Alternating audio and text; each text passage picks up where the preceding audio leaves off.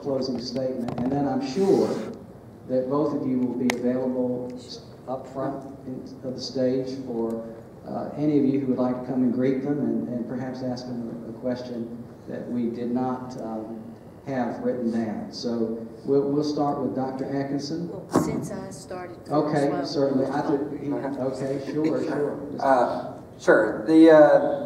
As I mentioned before, this is great that we're having this conversation about education again. And if we're going to sit here and think that these standards are going to revolutionize the world or the silver bullet in fixing education, I think that we're being a little, we're misconstruing that a little bit to ourselves. Standards are just one aspect of it. We really do need to, in a day and age when we're able to customize curriculum to each individual student, why would we want a set of standards that just are aligned with everyone else? Why wouldn't we want North Carolina to have a set of standards that take us above and beyond that?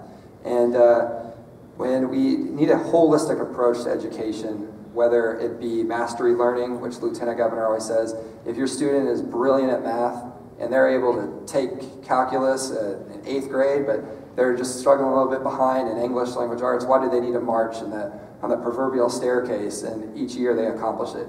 Let them exceed their expectations and go as high as they can, and then work with them on the standards where they can. And with Common Core, you have to go together, and we should rather have our students achieve the greatest one. And finally, we need to again take ownership of the standards. While we did adopt them as a state, we don't control them. I don't know if the two organizations that control the standards are going to, when they're going to modify them or if they're ever going to modify them, but we're at kind of their discretion of when they do. And even if we were to add standards upon standards that are missing in there that we feel that are going to be in there, if we are going down that road of we want to benchmark ourselves against everybody else aligned with Common Core, then those standards really don't mean anything because we're only going to be benchmarked against the standards of Common Core that are copyrighted. And I'd be more than happy to answer any questions afterwards, but we really should have that Review and Standardability Commission come back and just have North Carolinians have some input on this. Across Thank the board. you. One of the questions I did not ask, and you gave a good answer to, are there alternatives? Are there alternative ways of looking at it? Yeah, and we're not saying let's just throw it all out. We have these standards. Let's go and review these standards and make them the best for North Carolina to ensure that we are still putting out our STEM pipeline and make sure that they're developmentally appropriate in the grades that are there. Thank you.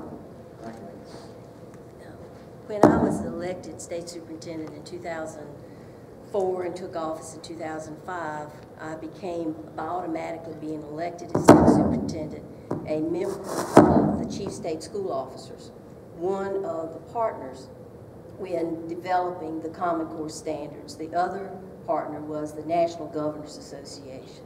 The intent of developing those standards is so that we could collectively use our expertise in North Carolina, along with the expertise from Massachusetts and other states that have been making so much progress in education, to develop a set of standards that would identify what students should know and be able to do.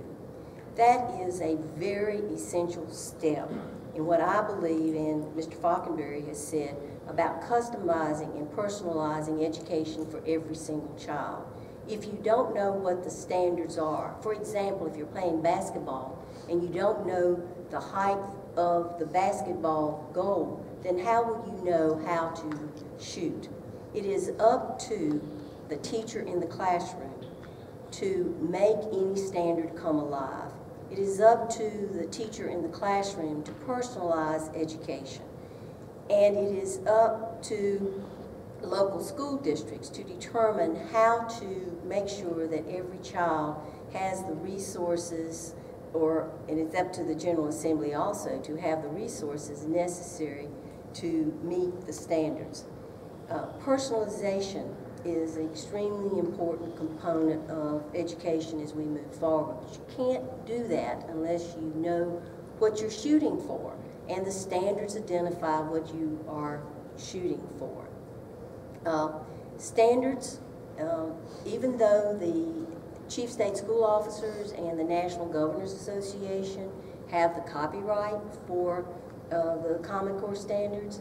That does not mean that North Carolina is not in control of its destiny when it comes to standards. I gave 2 examples about how we've already modified the standard to include cursive writing. And it is important, however, that we honor the process that the State Board has already identified as a modification process.